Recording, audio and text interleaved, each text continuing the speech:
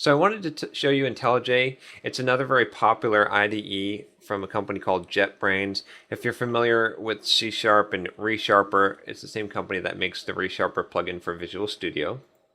It's another very popular IDE. Sun, or actually now Oracle, also puts out an IDE called NetBeans, but that one's really not as popular, I think, as Eclipse and IntelliJ. And really, I could go either way on IDEs between IntelliJ and Eclipse. I just tend to choose Eclipse because I think more people are familiar with it, and I think it's a good place to start. But IntelliJ is definitely a great product.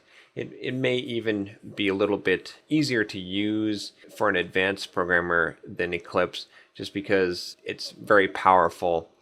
Eclipse, I think, is going to be something that is more broad. There's more plugins for it, and it's open source, where IntelliJ is going to be something that is a more focused product.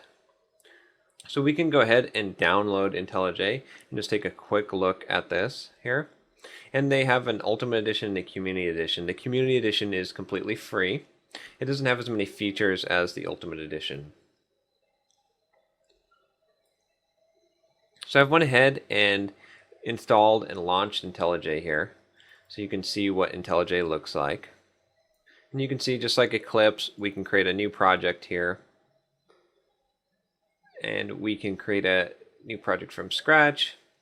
It'll create a Java project for us. And we can call this one Hello World as well. Choose the default here for a Java module. Create a source directory. Now the project JDK we actually have to assign here. So I'm going to select the directory for the Java SDK, which I have under Program Files, Java, JDK 1.7. And so it's found it here. I can click Next.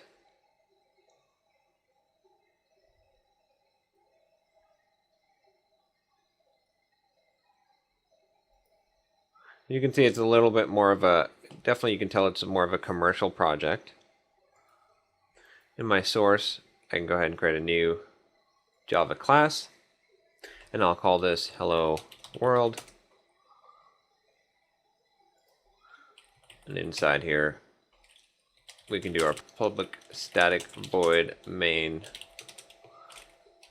string array.